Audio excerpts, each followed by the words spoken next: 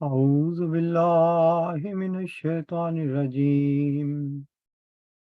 بسم الله الرحمن الرحيم. عالم الغيب فلا يظهر على غيبه أحدا إلا من ارتضى من رسول فإنه يسلك من بين يديه ومن خلفه رصدا. یہ سورت جن کی آیت نمبر 27 اور 28 ہیں۔ ان آیات میں اللہ تعالیٰ فرماتا ہے کہ میں غیب کا علم جاننے والا ہوں اور اس غیب پر کسی کو غلبہ نہیں دیتا یا اس غیب کا اظہار سوائے اپنے رسولوں کے کسی پر نہیں کرتا، اور پھر اس کے آگے اور اس کے پیچھے اس کی حفاظت کرتے ہوئے کرتا ہوں اور اس پہ پہرے بٹھا دیتا ہوں۔ کیمسٹری کا ایک طالب علم ہونے کی حیثیت سے میں یہ دیکھتا ہوں کہ اس کائنات کے ذرے ذرے میں خالق نے حفاظتی پہرے بٹھا رکھے ہیں۔ آکسیجن نائٹروجن میں نہیں بدل جاتی اور نہ ہی کوئی لوہا سونے میں بدل جاتا ہے، وہ اپنی اپنی حیثیتیں برقرار رکھتی ہیں۔ ان کے درمیان خدا تعالیٰ نے ظاہری طور پر بھی اور باطنی طور پر بھی پہرے بٹھا رکھے ہیں۔ اس کے باوجود ہم دیکھتے ہیں کہ بعض فریب کار مطلب پرست لوگ مثلاً عام دھات کو لوہے پر سونے کا پانی پھیر کر اس کو سونا بنا کر بیچنے کی کوشش کرتے ہیں، اور سادہ لوگوں کو دھوکہ دے دیتے ہیں۔ اسی طرح مذہبی دنیا میں بھی لوگ فریب کاری سے کام لیتے ہیں اور سادہ لوگوں کو دھوکہ دے دیتے ہیں۔ ہماری تاریخ گواہ ہے، خدا ایک ہے مگر تثلیث کے نام پر دھوکہ دیا گیا۔ اسی طرح ہم دیکھتے ہیں کہ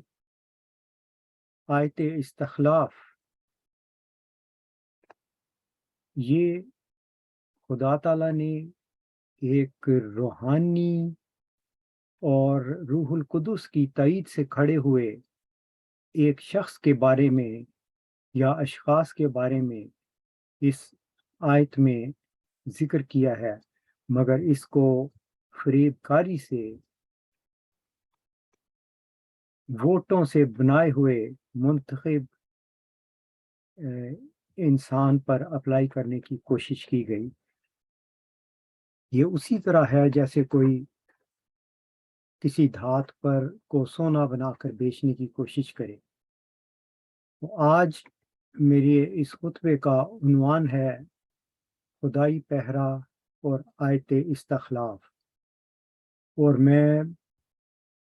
5 ظاہری پہروں کا جو اس آیت میں خدا تعالیٰ نے حفاظتی پہرے بٹھا رکھے ہیں وہ ان کا ذکر کروں گا، اور انشاءاللہ بعد میں کسی وقت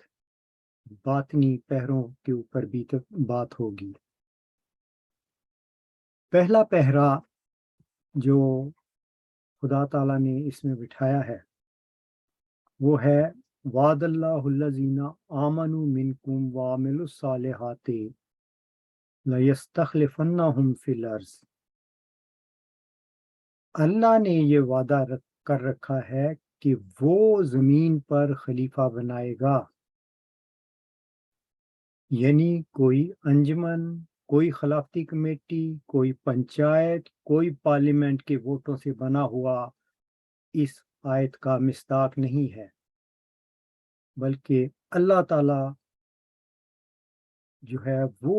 زمین پر خلیفہ بنائے گا، اور اللہ تعالیٰ کے زمین پر خلیفہ بنانے کا طریق ایک ہی ہے کہ وہ کسی برگزیدہ بندے کو الہام اور روح القدس کی تائید سے مبعوث کرتا ہے۔ اس بات کی قرآن کریم ہی ایک اور جگہ خبر دیتا ہے، وَإِمَّا يَأْتِيَنَّكُم مِّنِّي هُدًى فَمَن تَبِعَ هُدَايَ فَلَا خَوْفٌ عَلَيْهِمْ وَلَا هُمْ يَحْزَنُونَ، جب کبھی میری طرف سے ہدایت آئے گی، اللہ کی طرف سے، لوگوں کے ووٹوں کی طرف سے نہیں، تو جو کوئی اس کی پیروی کرے گا اس کے لیے کوئی خوف اور کوئی غم نہیں ہوگا۔ اسی بات کو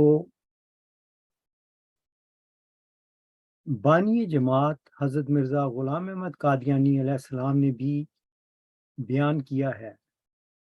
انہوں نے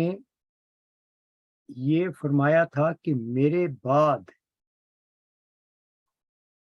جب تک کوئی روح القدس کی تائید سے کھڑا نہ ہو، سب مل کر کام کرو، اور یہ روح القدس کی تائید سے کھڑے ہونے والا وہی ہے جس کا آیت استخلاف میں ذکر ہے، جس کو اللہ تعالیٰ بناتا ہے، اور جب تک ایسا وجود کھڑا نہ ہو سب میرے بعد مل کر کام کرو، اور اس کا طریق یہ ہو کہ اپنی اپنی جماعتوں میں 40 مومنوں کے اتفاق سے اپنا امام چنتے رہو۔ یہ ایک عارضی، جسے ہم ٹرانزیشنل پیریڈ کہہ سکتے ہیں، اس کو گزارنے کا ایک طریقہ مرزا صاحب علیہ السلام نے بیان کیا تھا۔ تو اس آیت استخلاف کا پہلا حصہ واضح طور پر یہ پیغام دیتا ہے کہ اللہ تعالی زمین پر خلیفہ بنائے گا، کوئی کمیٹی نہیں بنائے گی۔ اب دوسرا پہرا دیکھیے، وہ ہے کَمَا اسْتَخْلَفَ الَّذِينَ مِن قَبْلِهِمْ۔ اس میں دیکھیں کہ اس روحانی وجود کو جس کو اللہ بنائے گا، اس کی دلیل دی ہے کہ یہ آیت جو رسول کریم صلی اللہ علیہ وآلہ وسلم پر نازل ہو رہی ہے، اے مومنو دیکھنا کہ اس رسول صلی اللہ علیہ وآلہ وسلم سے قبل اللہ تعالیٰ نے کس طرح خلیفے بنائے تھے۔ اب ہم دیکھتے ہیں کہ رسول کریم صلی اللہ علیہ وآلہ وسلم سے قبل امت موسویہ جو گزری ہے، اس میں مثلا حضرت ہارون علیہ السلام، حضرت داؤد علیہ السلام، حضرت سلیمان علیہ السلام، حضرت زکریہ علیہ السلام، حضرت یحییٰ علیہ السلام اور حضرت عیسیٰ علیہ السلام، ان سب کو خدا تعالیٰ نے الہام اور روح القدس کی تائید سے کھڑا کیا تھا۔ یہ کسی کمیٹی کے بنائے ہوئے خلیفے نہیں تھے، اور اللہ تعالیٰ ہمیں کہہ رہا ہے کہ اے مومنوں، اے مسلمانوں، تم اپنے سے پہلے بنائے گئے خلیفوں کو دیکھنا کہ وہ کیسے بنائے گئے، اسی طرح میں اس امت محمدیہ میں خلیفے بناؤں گا۔ اب ہم یہ دیکھتے ہیں کہ رسول کریم صلی اللہ علیہ وآلہ وسلم کے بعد کیا اللہ تعالیٰ نے اپنے اس وعدے کو پورا کیا اور کر رہا ہے؟ جی بالکل، خدا تعالیٰ اپنی سنت کے مطابق، اپنے غیب کے جو اس نے اظہار کیا تھا اس کے مطابق اس چیز کو پورا کر رہا ہے، پہلے بھی کرتا رہا اور آج بھی کر رہا ہے۔ امت مسلمہ میں مثلا حضرت امام شافعی رحمۃ اللہ علیہ، شیخ عبد القادر جیلانی رحمۃ اللہ علیہ، حضرت معی الدین چشتی رحمۃ اللہ علیہ، حضرت جلال الدین سیوطی رحمۃ اللہ علیہ، حضرت مجدد الافسانی رحمۃ اللہ علیہ، سید احمد شہید بریلوی رحمۃ اللہ علیہ، حضرت مرزا غلام احمد قادیانی رحمۃ اللہ علیہ، اور اس صدی میں حضرت عبد الغفار جمبا صاحب، ان سب کو اللہ تعالیٰ نے امت محمدیہ میں روح القدس کی تائید سے کھڑا کیا اور زمین پر اپنا خلیفہ بنایا اور اپنے آیت استخلاف والے وعدے کو پورا کیا اور اس کی حفاظت بھی کی۔ یہاں پر ضمناً ایک بات بتانا ضروری سمجھتا ہوں، وہ یہ ہے کہ یہ جو رسول کریم صلی اللہ علیہ وآلہ وسلم کے بعد آپ کے 4 جانشین گزرے ہیں، اگرچہ حدیث موجود تھی کہ میرے بعد خلافت جاری ہوگی، ان 4 خلفاء میں سے کبھی کسی نے یہ اعلان اور دعویٰ نہیں کیا کہ وہ آیت استخلاف کے مطابق خلیفہ ہیں۔ اس کے برعکس مرزا صاحب علیہ السلام نے اپنے بعد کسی ایسی خلافت کا ذکر تک نہیں کیا کہ جو سورت نور کی آیت استخلاف کے مطابق قائم ہوگی، بلکہ آپ نے 14 اراکین کی ایک کمیٹی بنائی اور اس کمیٹی کو، جسے انجمن کہتے ہیں، فرمایا کہ یہ میری جانشین ہے۔ اس کے باوجود جماعت کے آخری 4 سربراہان یہ اعلان کرتے ہیں کہ ہم آیت استخلاف کے مطابق خدا کے بنائے ہوئے خلیفے ہیں۔ یہ بالکل اسی طرح ہے جس طرح کوئی فریب کار معمولی دھات کو سونا بنا کر بیچنے کی کوشش کرے۔ یہ آیت استخلاف ہے ہی روح القدس سے تائید پا کر مبعوث ہونے والے شخص کی۔ یہ آیت استخلاف خدا کی تعلیم کے مطابق ووٹوں سے بنائے گئے لوگوں کے لیے ہے ہی نہیں۔ تو اس طرح کمستخلف الذین من قبلہم کہہ کر اللہ تعالیٰ نے ایک پہرا بٹھایا ہوا ہے تاکہ کوئی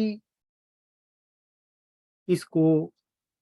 غلط استعمال کرنے کی کوشش کرے تو الہی تعلیم کے پہرے اس کو یہ بتا دیں کہ یہ صرف وہ اسی شخص کے لیے ہے جو روح القدس کی تائید سے کھڑا ہے۔ اب ہم تیسرا پہرا دیکھتے ہیں جو خدا نے اسی آیت میں بٹھا رکھا ہے اور اس آیت کی حفاظت کی ہے۔ وَلَا يُبَدِّلَنَّهُم مِّن بَعْدِ خَوْفِهِمْ أَمْنًا، وہ خوف کی حالت کو امن میں بدل دے گا، یعنی جب ایسا وجود دنیا میں آئے گا جس کو خدا نے مبعوث کیا ہوگا تو وہ خوف کی حالت کو امن میں بدل دے گا۔ جب بھی خدا تعالیٰ کی طرف سے کوئی نور اور الہامی روشنی کے ساتھ آتا ہے، وہ بنی نوع انسان کو ہدایت کی طرف بلاتا ہے،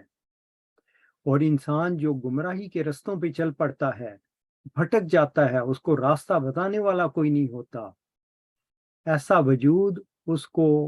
اس کی فطرت کے تقاضوں کے مطابق جواب دے کر اس کو خدا کی طرف لاتا ہے۔ یہ انسان کا دوبارہ اپنے خالق کی طرف رجوع کرنا، یہ ہے کہ خوف کی حالت امن میں بدل جاتی ہے، اور انسان خالق کے بنائے ہوئے رستوں پر چلنا شروع کر دیتا ہے۔ اور جب ایسا شخص دنیا سے رخصت ہو جاتا ہے، جو وحی و الہام سے جس کو خدا نے بنایا ہوتا ہے، تو پھر خوف کی حالت شروع ہو جاتی ہے، اس لیے کہ الہی نور حاصل کر کے ہدایت دینے والا کوئی نہیں رہ جاتا، تو انسان کس کے پاس جائے ہدایت کے لیے؟ اس کی بہترین مثال خود حضرت ابو بکر رضی اللہ تعالیٰ عنہ کے پہلے خطبہ سے ہمیں ملتی ہے۔ جب آپ کو امام بنایا گیا تو آپ نے جو خطبہ دیا اس میں بیان فرمایا کہ اے لوگو، رسول کریم صلی اللہ علیہ وآلہ وسلم تو جب بھی کوئی مسئلہ آتا تھا، اللہ تعالیٰ وحی و الہام سے ان کو خبر دے دیتا تھا، اور اس طرح مسائل حل ہو جاتے تھے۔ اب وہ تو نہیں رہے، اور میرے ساتھ ایسا معاملہ کوئی نہیں، اس لیے ممکن ہے کہ میں کچھ کام مجھ سے غلط ہو جائیں تو میری اصلاح کرو، اور اگر میں صحیح کام کروں تو میری مدد کرو۔ دیکھیں، یہ ہے خوف کی حالت، کہ ہدایت الہی الہام کی روشنی میں ہدایت دینے والا کوئی نہیں رہ گیا، تو خوف کی حالت شروع ہو جاتی ہے، اور جو وقت گزرتا جاتا ہے یہ تاریکی پھر بڑھتی رہتی ہے، جب تک کہ دوبارہ کوئی روح القدس کی تائید سے کھڑا نہیں ہو جاتا۔ اب اس کا ایک پہلو جو جماعت احمدیہ خلافتی نظام میں ہے، اور ان کی وضاحت دیکھیں، پھر دیکھیں خدا تعالیٰ نے کس طرح پہرے بٹھا کر اس کو محفوظ کیا ہوا ہے۔ یہ کہتے ہیں کہ جب ایک خلیفہ فوت ہو جاتا ہے تو وہ خوف کی حالت شروع ہو جاتی ہے، اور 2-3 دنوں بعد جب نیا خلیفہ بن جاتا ہے تو وہ امن کی حالت ہو جاتی ہے۔ یہ بالکل فریب دینے والی باتیں ہیں۔ اس کی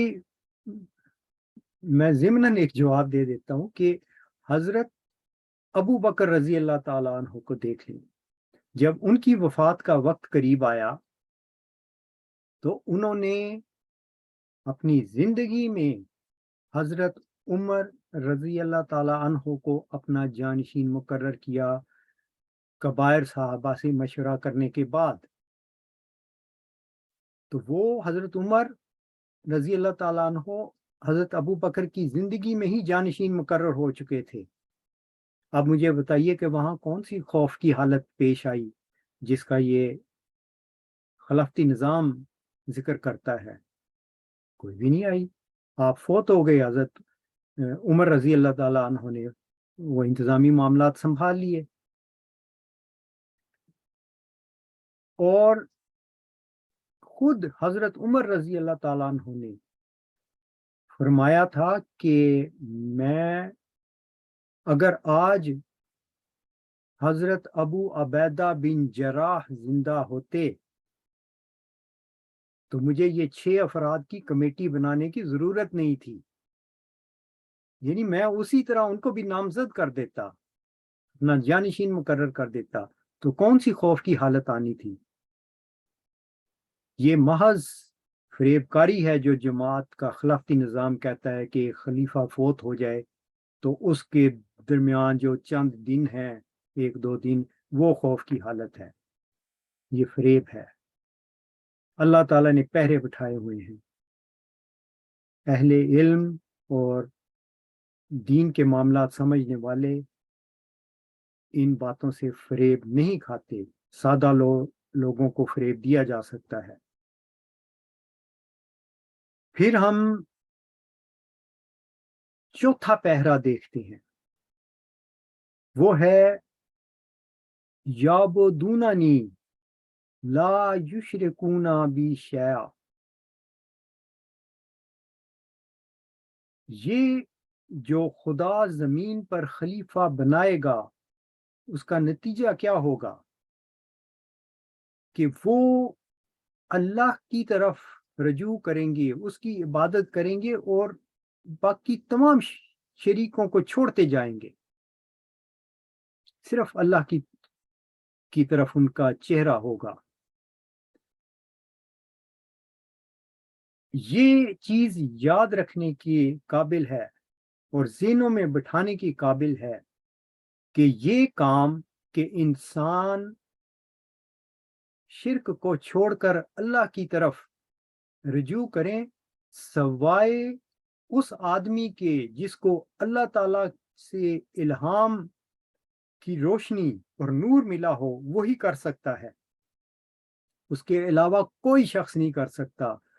کیا کبھی آپ نے دیکھا ہے کہ دنیا میں بڑے بڑے عالم گزرے ہیں، انہوں نے کبھی انسانیت کو توحید کی طرف کھینچا ہے؟ ہرگز نہیں۔ خواہ آپ فزکس دیکھ لیں، کیمسٹری دیکھ لیں، معاشیات دیکھ لیں، دنیا کے بڑے بڑے عالموں کو دیکھ لیں، کوئی بھی یہ کام نہیں کر سکتا۔ یہ کام وہی کرتا ہے جس کو اللہ نے غیب کا علم دیا ہو، جیسا کہ اس شروع میں نے یہ آیت میں بھی بتایا تھا۔ تو وہ نور انسان کو اپنی طرف کھینچتا ہے۔ تو قطعی طور پر اللہ نے پہرا بٹھا دیا کہ جب انسان شرک کو چھوڑ کر خدا تعالیٰ کی طرف رجوع کرتے جائیں گے تو سمجھ لینا کہ وہی ایک روحانی وجود ہے جو انسانوں کو اپنی طرف کھینچ رہا ہے۔ اس کے بارے میں انشاءاللہ خدا نے توفیق دی تو میں تفصیل سے یہ بتاؤں گا کہ یہ خلافتی نظام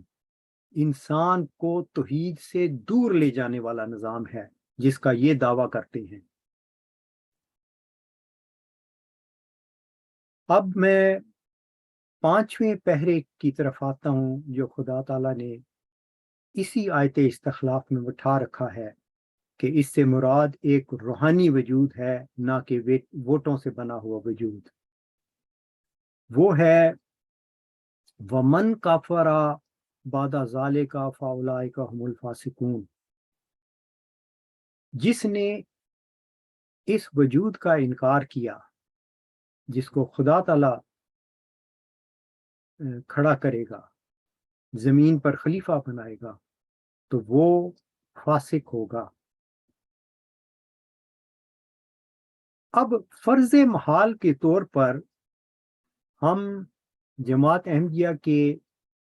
ان خلفاء کی یہ بات مد نظر رکھ لیں کہ یہ اس آیت استخلاف کے مطابق خدا کے بنائے ہوئے خلیفے ہیں، تو پھر اس کا نتیجہ یہ نکلتا ہے کہ جو اس کا انکار کرے وہ فاسق ہوگا۔ تو کیا یہ حضرت ابو بکر رضی اللہ تعالیٰ عنہ کو جب خلیفہ بنایا گیا اور حضرت علی رضی اللہ تعالیٰ عنہ نے کچھ عرصہ ان کی بیعت نہیں کی، تو ان کے بارے میں یہ فتویٰ دیں گے کہ وہ فاسقوں میں سے تھے؟ نعوذ باللہ۔ کیا حضرت عائشہ رضی اللہ تعالی عنہا اور حضرت طلحہ رضی اللہ تعالیٰ عنہ اور حضرت زبیر رضی اللہ تعالیٰ عنہ، جنہوں نے جنگ جمل میں حضرت عائشہ کے ساتھ شامل ہو کر حضرت علی جو اس وقت خلیفہ تھے رضی اللہ تعالیٰ عنہ کے خلاف جنگ کی تھی، ان کے بارے میں فتویٰ دیں گے کہ یہ فاسقین میں سے ہیں؟ نعوذ باللہ، ہرگز نہیں دے سکتے، کیونکہ یہ دونوں اصحاب حضرت طلحہ اور حضرت زبیر رضی اللہ تعالی عنہما، ان کو رسول کریم صلی اللہ علیہ وآلہ وسلم نے ان کی زندگی میں جنتی ہونے کی بشارت دی ہوئی ہے۔ کیا یہ ان صحابہ کو جو امیر معاویہ کی جانب سے حضرت علی کے خلاف جنگ میں شامل ہوئے، ان کے بارے میں فاسق ہونے کا فتویٰ دیں گے؟ ہرگز نہیں دیں گے، کیونکہ قرآن کی آیات کھڑی ہیں جو سچائیاں بتاتی ہیں۔ اللہ تعالیٰ ان اصحاب کے بارے میں فرماتا ہے کہ اللہ ان سے راضی ہو گیا، وہ اللہ سے راضی ہو گئے۔ اور سورت حشر میں بھی ان کے بلند مقامات کا ذکر ہے۔ تو اللہ تعالیٰ ان لوگوں کو فاسق قرار دیتا ہے، اس نے پیرا بٹھا رکھا ہے کہ جو اس خدا کے قائم کردہ خلیفہ کا انکار کریں گے، نہ کہ یہ ووٹوں سے یا پارلیمنٹ کے یا پنچایت کے یا کسی خلافتی کمیٹی کے بنائے ہوئے کا انکار۔ تو اس طرح اللہ تعالیٰ نے یہ ظاہری طور پر پہرے بٹھا رکھے ہیں کہ وہ اپنے غیب کی جو بھی خبریں دی ہوتی ہیں ان کی آگے اور پیچھے حفاظتی پہرے بٹھا دیتا ہے۔ تو دعا کرنی چاہیے کہ لوگ سچائیوں کو قبول کریں اور اس چیز کی طرف آئیں جس کے لیے ان کو پیدا کیا گیا ہے۔ قرآن کریم رسول کریم صلی اللہ علیہ وسلم نے فرمایا کہ اللہ تعالیٰ فرماتا ہے قد کنتو کنزن مخفین فاردت ان عرفا فخلقت آدما، میں ایک پوشیدہ خزانہ تھا، میں نے چاہا کہ میں پہچانا جاؤں تو میں نے آدم کو پیدا کیا۔ تو جس خالق کی کو پانے کے لیے ہمیں پیدا کیا گیا، ہمیں اس کی طرف جانا چاہیے اور ان سچائیوں کو قبول کرنا چاہیے جو اسی خالق نے قرآن میں بیان کی ہیں۔ اللہ تعالی ہم سب کو اس کو سمجھنے اور اس پر عمل کرنے کی توفیق عطا فرمائے۔ آمین۔ وآخر دعوانا ان الحمد للہ رب العالمین۔